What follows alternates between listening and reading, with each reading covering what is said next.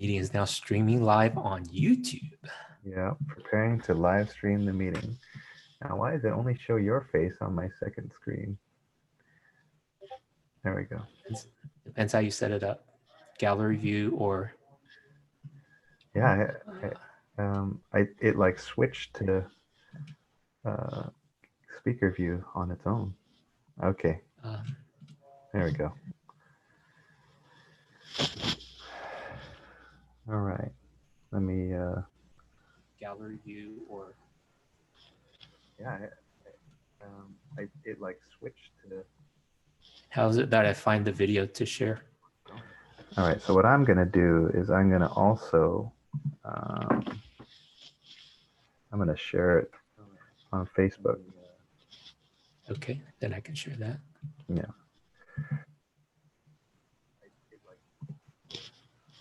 How is it that I find the video to share? All right, so what I'm gonna do is I'm gonna also I'm gonna share it on Facebook, and I need to mute my YouTube because I'm hearing Nice a job delay. on the pork belly. Oh, did you like that? Yes. We found like this Chinese recipe, and then my wife kind of simplified it for us because she was at work. She's like, "Hey, Beautiful. going live with @DJ for Theology Thursday." All right. And it won't. No, pork belly is the new bacon. Right? Like my computer, I think, is being overworked because it won't let me finish the word Thursday. Yeah, I just rebooted. Oh, you did? That's smart. Just to have a clean slate. Yeah.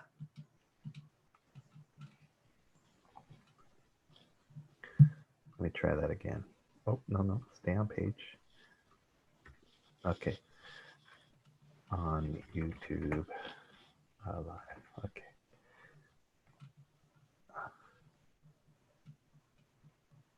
This is something I'm going to try every Thursday night. All right. Okay, I'm going to post that, and that you can share as well. And then I'm going to go live on Instagram also. Just point people to check out Theology Thursday at my YouTube channel. YouTube.com/ Oops. My dad's calling me in the middle of this. This is live. This is live. This is truly live. All right. Okay. All right. I'm done. I'm on Instagram. I'm on Facebook. I'm on YouTube. Wow. All right. Let's see how that works. That's amazing. What I want to do, DJ, and you probably can maybe coach me on this. I do want to set up. I want to get a desktop that can handle streaming, so that I can push to Facebook, YouTube, and Instagram, and whatnot all together. Okay. All right, so it says one's watching now, so maybe that's me. It's probably me. But I want to welcome everyone to Theology Thursday, something I'm trying out. You guys may have noticed I was trying something out on Tuesdays. I'm going to try to do Movie Monday and Music Monday. So I'll alternate, maybe one Monday do Movie Monday, one Monday do Music Monday. I'm going to try to get for the first stream, I'm going to try to get my brothers on. I have 3 brothers, and we like to talk about movies. I thought that'd be a fun thing to just talk about for 15, 20 minutes. Now today, on Thursdays, what I want to do is Theology Thursday. And I've invited my friend and my mentor, who has invited me several times to his Facebook Live sessions, DJ Chuang. So welcome, DJ. Well, thank you, Lee. Appreciate the conversation we had the other night. Oh, yeah, that was fun. Yeah. That was just kind of random. And Spitballing Yeah. is what they call it now. Yeah. So and I know everyone's attention spans are short, so I'm only planning on spending 15-20 minutes on this. If it goes longer, great.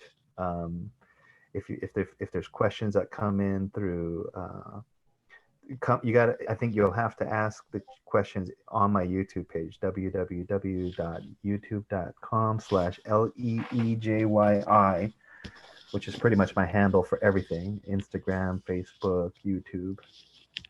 So if you have any questions, you'll have to go to the YouTube channel where that's the primary source of our stream. But I want to just take 15-20 minutes just to, trade thoughts with, friends like DJ and maybe some of my buddies over at Saddleback and Talbot and whoever, and just kind of talk theology. Yeah, and this is kind of a first run because we didn't promote and try to drum up an audience. So yeah, we want to just kind of get into a rhythm. Yeah. And see what kind of reactions we get as people watch this on demand. Yeah, and I appreciate, DJ, that you're being my guinea pig. I asked, and without hesitation, you said you'd do it. And so I appreciate you. Well, John Shin is watching. Is he watching? That's the comment I see in YouTube. Really? Let me look at my YouTube here. Where's my YouTube? Here I am saying, go to YouTube to ask me questions. I don't even have it open up. There he is. Yes, PJS is Pastor John Shin. Welcome, Pastor John Shin. I'm going to have you on one of these episodes. I know definitely. Pastor John Shin is this connections pastor at Saddleback Church, Irvine South, and he and I work together there. And we take time in the halls to talk about theology. So love to have him on the show. So today, the topic that I wanted to address, and I wasn't sure what to talk about, but something happened on Tuesday where I was in a group chat, and it's all of a sudden one of the people in the group just kind of had a little bit of an outburst, and I believe it was precipitated by the fact that we are in this COVID-19 situation. I think he was just trying to understand, why are we going through this? Why would God allow COVID-19 to happen? Why would God allow all that's happened in the world, all the disasters? Why did he allow the flood to happen? Why did he allow the tree of knowledge of good and evil? Why did he allow Adam and Eve to make that bad choice? Why did he allow the devil to exist? What kind of God allows for all this? And so I thought I'd have this conversation with DJ, see if we could take about 15-20 minutes to kind of maybe kind of go through that. But before DJ and I get into this, I want to go to, and some people might, have questions about the decision I make, but this is my show. I'm going to do what I want. I'm just kidding. But I'm going to go to this, because when I was a young Christian, I didn't have a lot of answers, but this guy did. And so this is a really old book, but it's R.C. Sproul. Now that's a good question. And there's about, 300 questions in here. And this is the one question that gets asked. So I actually have a PowerPoint that I'm going to show. See it? Okay. So the question among the 300, in Isaiah 45:7, God says, I form light and create darkness. I make peace and create evil. Why did he create Lucifer? And I'm going to give you RC's answer, and then DJ and I will expound and have a conversation about this on our own. But let me comment first on the text. RC says that's one of the most misunderstood texts in the Bible. Part of it being that the Elizabethan English that's found in the Old King James Version. The other part of the problem is in translation from the Hebrew. The Hebrew has about 7 distinctive words that could be translated by the English word evil. There are all different kinds of evil. There's moral evil. There's what we would call metaphysical evil, finitude, for example. Whenever the Bible speaks of God bringing evil upon evil, it is evil from their perspective. When the fires fell upon Sodom and Gomorrah, the people did not look upon that as a good thing. That was bad news. But it was ultimately good because of an expression of God's judgment upon their wickedness. It was a punishment wrought by the hand of God upon evil. That doesn't mean that God did something wrong or something morally evil by visiting them with judgment. This Isaiah text is also written in poetic form. It uses parallelism, a pattern of poetry common to Old Testament Judaism. There are even different types of parallelism. An example occurs in the Lord's Prayer when Jesus says, "Lead us not into temptation, but deliver us from evil." These two thoughts are parallel and they're basically synonymous. They're saying the same thing only with different words. We find that often in the Psalms. In Isaiah 45, we have an example of two statements next to each other that are antithetical parallelisms. The first verse is, "I create the light and the darkness." Light and dark are opposites. They're contrast. They're an antithesis to one another. That's why it's called antithetical parallelism. The next statement has the same kind of antithesis, but how is the wording?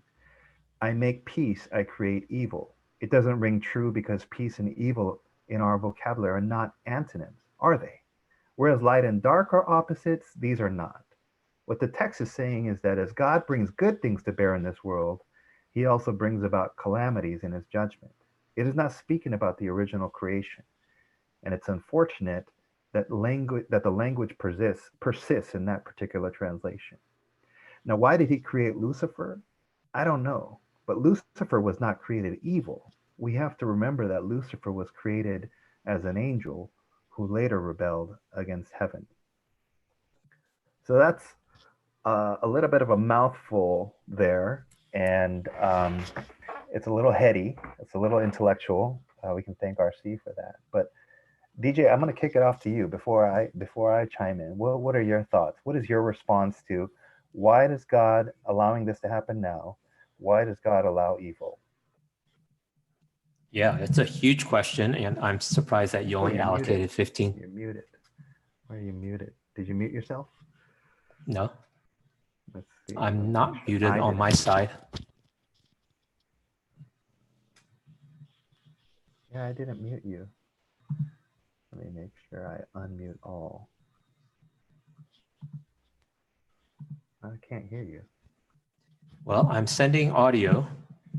I heard you earlier. Yeah, I'm sending audio.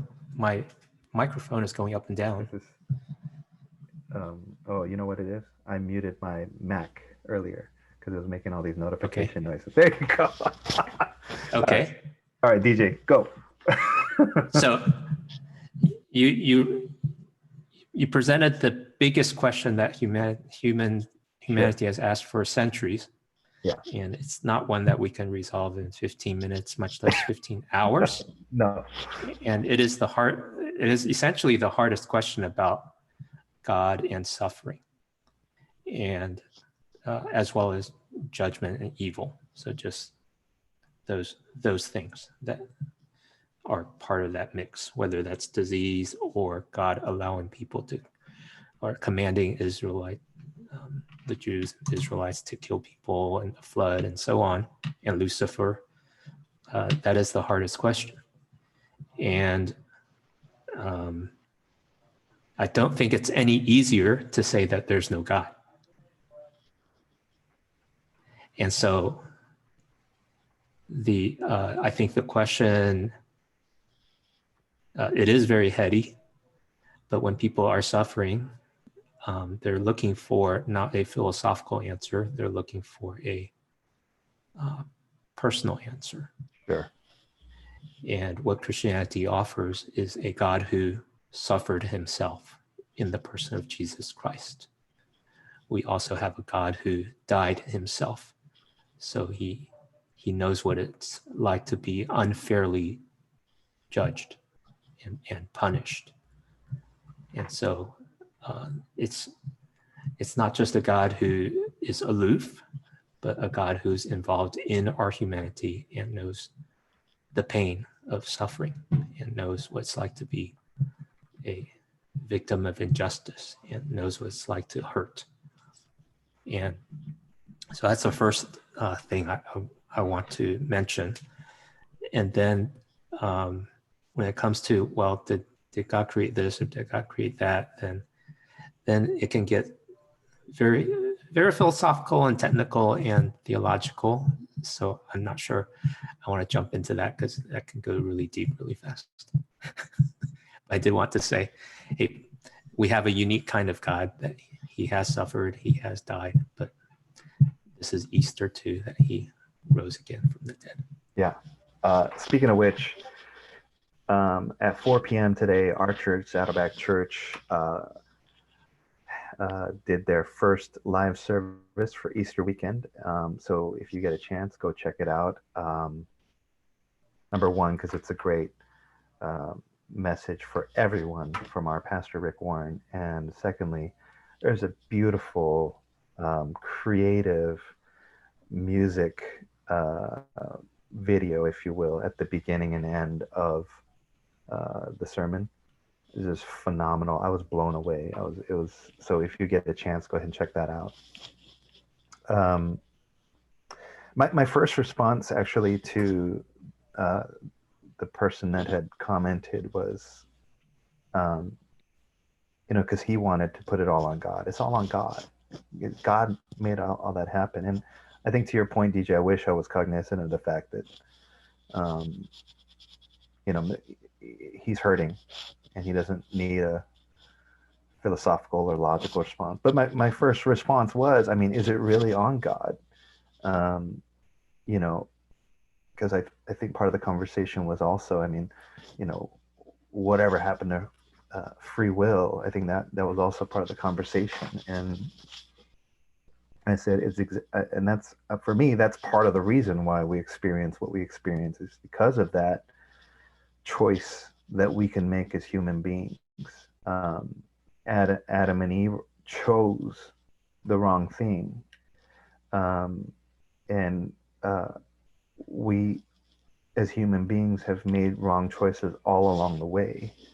To a degree, this COVID-19, I want to be careful how I say this, but there was a choice made at some point in the past few months that caused this situation to happen. And obviously in this situation, it wasn't knowingly the choice that was made, but that's what was introduced with sin was this breakdown of our bodies, this breakdown of nature, and all these things. And that's where we are today, is we live in a broken world. And I further said that, in fact, if we didn't have the choice to choose evil and we only had the choice to choose good, then do we really have a choice at all? For me, that's not free will. If you could only choose good. That was kind of part of the conversation I was having with them. I don't know. What do you think, DJ? No, that's good. That's a good response. I'm not convinced that free will is the reason that we have a broken world that's cursed with natural disasters. I don't quite see the correlation there. I can see the issue of free will and how that has been inherited, in the sense of all our human nature. If we were given the choice for not eating from the tree of knowledge, good and evil, we would also have made the wrong choice. So I don't blame Adam for inheriting or being the ancestor that caused quote unquote original sin that makes all of us sinful. So we're not paying for his sin, we're paying for our own. Yeah. So I own that.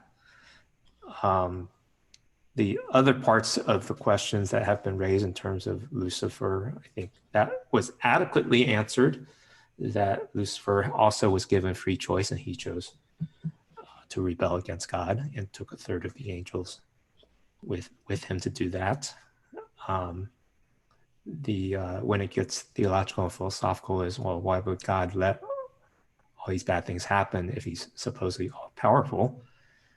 I heard a short devotional this morning that, well, that's not a complete picture of who God is. He's all powerful, but he's also all wise.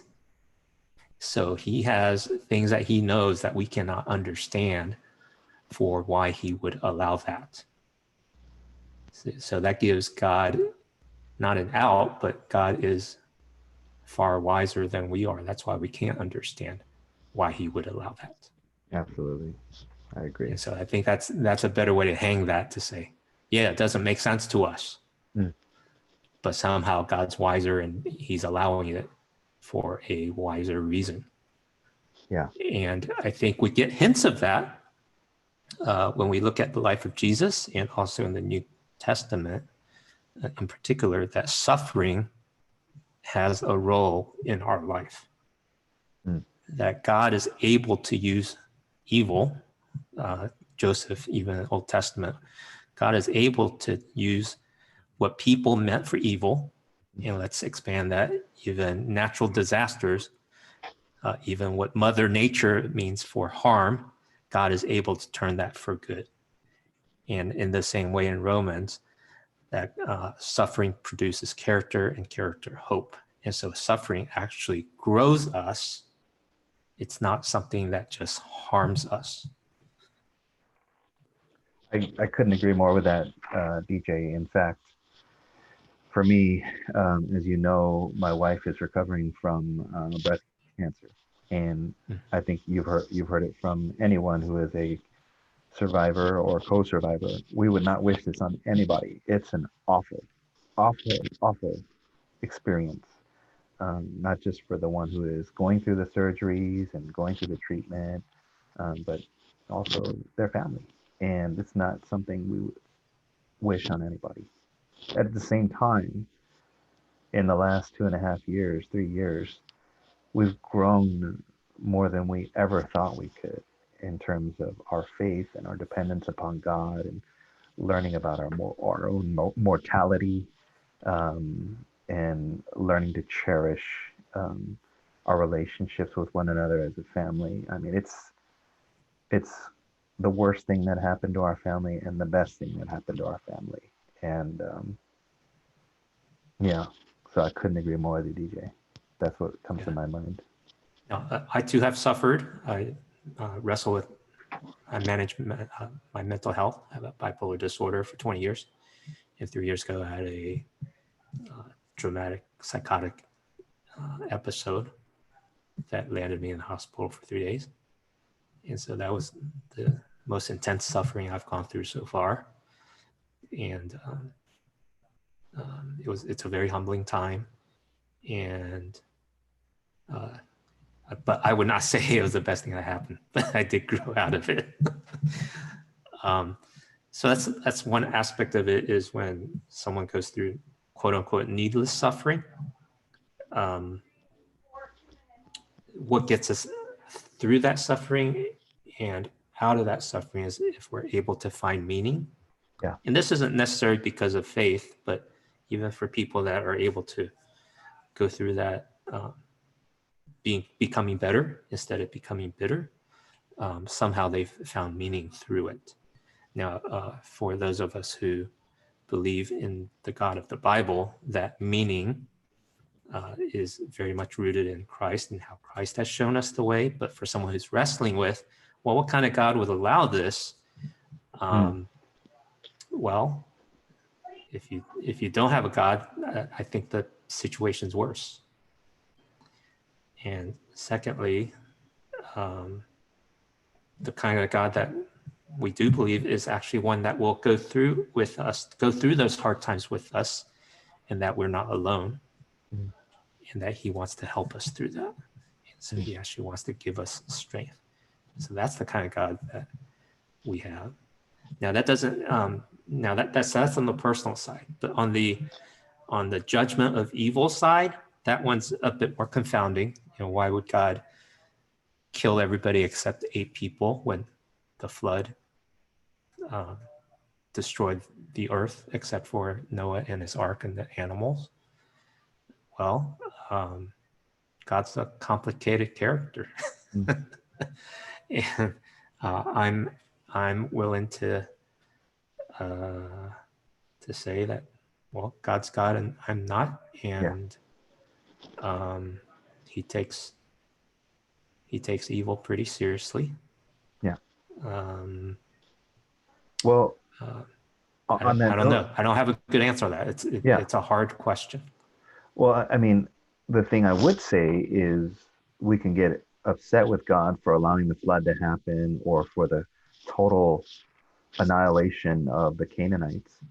But if you study these events, you will see that God had given lots of time, lots and lots and lots and lots of time. In the case of the Canaanites, hundreds of years to make right with him. He was a very patient and it had kind of I mean I don't know if that helps, but it's not like they were bad, you know, they were good yesterday and bad today, and okay, I'm going to punish them and wipe them out with a flood. It was years and decades and hundreds of years, centuries of evil, wickedness, and yeah, I mean, so that's something I would, you know, delve into it as you're trying to get upset about the situation. I don't know if that helps, but that's a thought. Yeah. Well, it's the people that really have that question we have to have that conversation with. Yeah. And search the scripture together. And Yeah. you know, maybe it's not the Canaanites they really have a problem with. Maybe it's the people during Noah's time, or it might be some of the other enemies, the Philistines or the Ammonites, or the, I don't know what other tribes there are along the way that is the Israelites had to do battle with. Yeah. And God had to judge, or the Tower of Babel. I mean, just all kinds of things that make the Old Testament God seem really mean and harsh. Yeah. Yeah. And yeah, those are hard things. And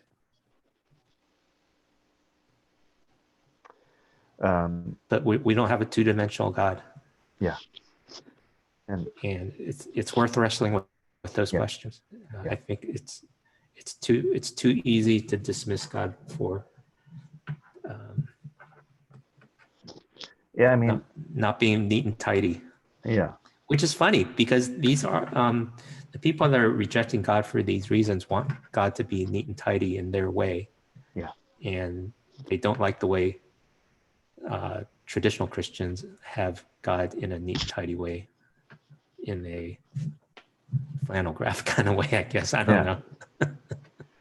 I mean, and we, in reality, we almost don't have him all in a neat and tidy way. We have our questions. We have our confusion as well. I mean, I've been, you know, studying God for, gosh, I don't know how many years, you know, and I still don't get it. A lot of things. Now, do you actually have seminary studies? I do. I have. Oh, really? I have a Master's of Divinity from Talbot. All right. Congratulations. So, what year? Yeah. So what year? I think it was 2013. Okay. Yeah. I studied at Dallas Theological Seminary, 1995. 95. I was there from, I want to say 06 to 07 at Dallas. No way. Yeah. Wow. Yeah. Okay. I studied a little bit there because I was living out in Texas. Yeah.